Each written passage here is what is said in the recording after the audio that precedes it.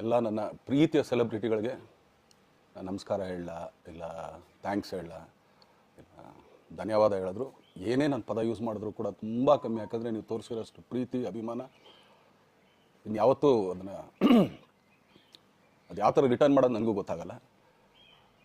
But ಇವತ್ತು actually ಇಲ್ಲಿ ಕೂತ್ಕೊಳ್ಳೋಕ್ಕಾಗಲಿ ಹೇಳೋಕ್ಕಾಗಲಿ ಒಂದೇ ಒಂದು ರೀಸನ್ ಏನಂತಂದರೆ, ಈಗ ಆ್ಯಕ್ಚುಲಿ ಬರ್ಡೇ.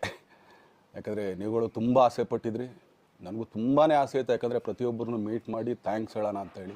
ಯಾಕಂದರೆ ಪ್ರತಿ ಸಲ ನೀವು ಬಂದಾಗಲೂ ಎಲ್ರಿಗೂ ನಿಂತ್ಕೊಂಡೆ ಆ್ಯಕ್ಚುಲಿ ಕೈ ಕೊಟ್ಕೊಂಡು ಎಲ್ರಿಗೊಂದು ಥ್ಯಾಂಕ್ಸ್ ಇಲ್ಲ ವಿಷಯ ತೊಗೊಳ್ತಾ ಇದ್ವಿ. ಬಟ್ ಈ ಸಲ ಒಂದೇ ಒಂದು ಪ್ರಾಬ್ಲಮ್ ಏನಂತಂದರೆ, ಏನೋ ದೊಡ್ಡ ಪ್ರಾಬ್ಲಮ್ ಅಂತ ನಾನು ಹೇಳ್ತಾಯಿಲ್ಲ, ನನ್ನ ಹೆಲ್ತ್ ಇಶ್ಯೂ ಅಷ್ಟೇ, ಇನ್ನೇನೂ ಇಲ್ಲ. ಯಾಕಂದರೆ ನಾನು ತುಂಬ ಹೊತ್ತು ನಿಂತ್ಕೊಳ್ಳೋಕ್ಕಾಗಲ್ಲ. ಯಾಕಂದರೆ ಏನು ಪ್ರಾಬ್ಲಮ್ ಅಂತ ನಿಮ್ಗಳಿಗೂ ತುಂಬ ಚೆನ್ನಾಗಿ ಗೊತ್ತು.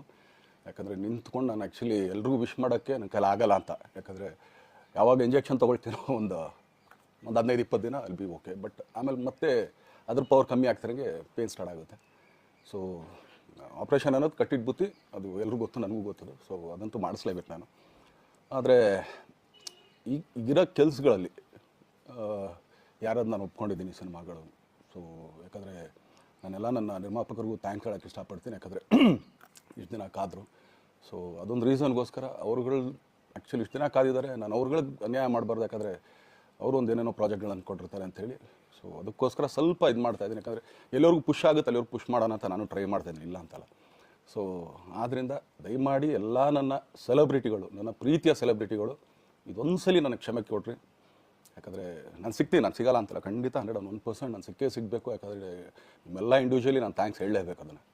ಆದರೆ ಈಗಲ್ಲ, ಇನ್ನೊಂದು ಸ್ವಲ್ಪ ದಿನ ಆಗಲಿ. ಯಾಕಂದರೆ ನಂದು ಸ್ವಲ್ಪ ಯಾಕಂದರೆ ಈಗಲೇ ಕಾಲೆಲ್ಲ ಸ್ವಲ್ಪ ನಂಬಾಗ್ತಾಯಿದೆ.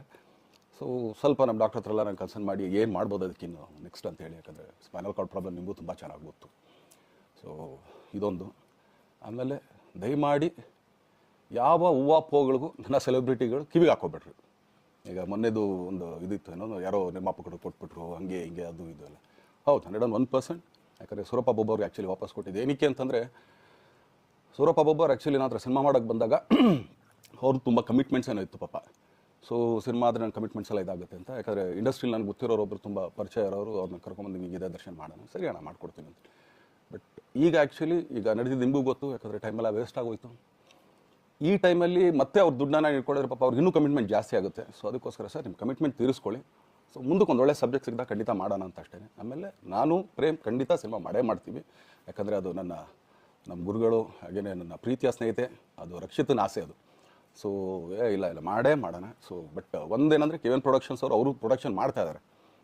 ಸೊ ಅವ್ರು ಪ್ರೊಡಕ್ಷನ್ ನಡೀತಾ ಇರ್ಬೇಕಾದ್ರೆ ಪುನಃ ಇನ್ನೊಂದು ಪ್ರೊಡಕ್ಷನ್ ಅಂದಾಗ, ಯಾಕಂದರೆ ನನ್ನ ಒಂದು ಅನಿಸಿಕೆ ಅಂತಂದರೆ, ಯಾವ ನಿರ್ಮಾಪಕ ಆ್ಯಕ್ಚುಲಿ ಈಗ ಯಾವುದು ಪ್ರೊಡಕ್ಷನ್ ಇಲ್ಲದೇ ಸುಮ್ಮನೆ ಇದ್ದಾರೆ ಅಂಥವ್ರ ಜೊತೆ ಕೆಲಸ ಮಾಡೋರು. ಯಾಕಂದರೆ ಪ್ರೊಡಕ್ಷನ್ ನಿಮಗೂ ತುಂಬ ಚೆನ್ನಾಗಿ ಗೊತ್ತು. ಇವಾಗ ನಡೀತಾ ಇರೋ ಒಂದು ಇದರಲ್ಲಿ ಒಬ್ಬ ನಿರ್ಮಾಪಕ ಇವತ್ತು ಅಡ್ವಾನ್ಸ್ ಕೊಟ್ಟೋದ್ರಿಂದ ಹಿಡಿದು ರಿಲೀಸ್ ಆಗೋ ತನಕ ಆತನ ಕೆಲಸ ತುಂಬ ಇದೆ.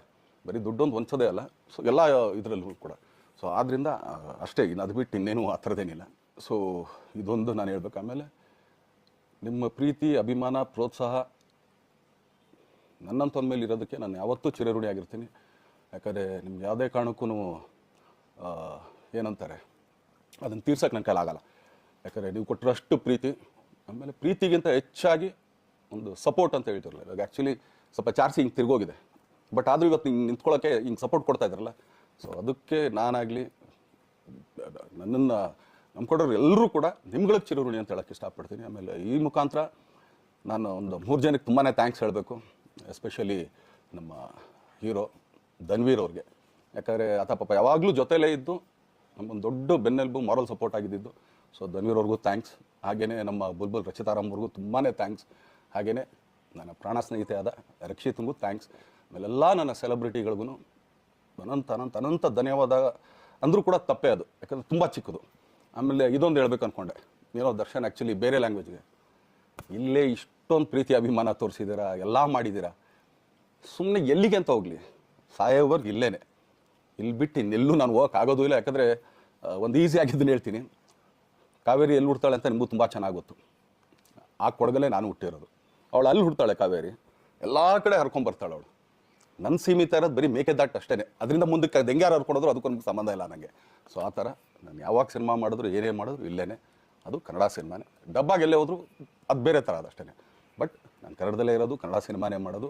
ದಯವಿಟ್ಟು ನನ್ನ ಪ್ರೀತಿಯ ಸೆಲೆಬ್ರಿಟಿಗಳು ನಿಮ್ಮ ಅಭಿಮಾನ, ನಿಮ್ಮ ಪ್ರೋತ್ಸಾಹ, ನಿಮ್ಮ ಆಶೀರ್ವಾದ ಸದಾ ಹೀಗೆ ಇರಲಿ ಅಂತ ಕೇಳ್ಕೊಳ್ತೀನಿ. ಖಂಡಿತ ಈ ಬರ್ಡೇಗೆ ಯಾರು ಸಾಂಗ್ಗಳು ಮಾಡಿದ್ರು, ಸೊ ಅವರೆಲ್ರಿಗೂ ಥ್ಯಾಂಕ್ಸ್. ಆ್ಯಕ್ಚುಲಿ ಎಲ್ಲ ಸಿಂಗರ್ಸ್ಗಾಗಲಿ, ಆಮೇಲೆ ಆ ಪ್ರೊಡಕ್ಷನ್ ಅವ್ರಿಗಾಗಲಿ, ಅವ್ರುಗಳಿಗೂ ತುಂಬ ಥ್ಯಾಂಕ್ಸ್. ತುಂಬ ಒಳ್ಳೆ ಸಾಂಗ್ಗಳು ಮಾಡಿದ್ದೀರಾ. ಸೊ ಇಷ್ಟು ತೋರಿಸ್ತಾ ಇದ್ರಲ್ಲ, ಅದನ್ನು ಎಕ್ಸ್ಪ್ರೆಸ್ ಮಾಡೋಕ್ಕೆ ನನಗೂ ಆಗ್ತಾಯಿಲ್ಲ. ಹೆಂಗೆ ಎಕ್ಸ್ಪ್ರೆಸ್ ಮಾಡೋದು, ಏನು ಹೇಳಿದ್ರು ಅದು ಕಮ್ಮಿನೇ ಆಗ್ತಾಯಿದೆ. ನನ್ನ ಪದ ಏನು ಹೇಳಿದ್ರು ತುಂಬ ಕಮ್ಮಿ ಆಗ್ತಾಯಿದೆ. ಸೊ ಇದೊಂದು ಸಲ ದಯಮಾಡಿ ಕ್ಷಮೆ ಇರಲಿ. ಸೊ ಖಂಡಿತ, ಬಟ್ ಆದಷ್ಟು ಬೇಗ ನಿಮ್ಗಳಿಗೆ ಸಿಗ್ತೀನಿ ನಾನು. ಅದು ಯಾವಾಗ ಅಂತ ಹೇಳ್ತೀನಿ. ಸೊ ಅಲ್ಲಿವರೆಗೂ ಮೊಟ್ಟೆಗೆ ಹಾಕ್ಕೊಳ್ಳಿ. ನೀವು ಹೆಂಗೆ ಆ್ಯಕ್ಚುಲಿ ದರ್ಶನ್ಗೆ ಹೋಗಲಿ ಪಾಪ, ಆಯ್ತು ಇದು ಸಲ ಬಿಟ್ಬಿಡೋಣ ಅಂತೇಳಿ.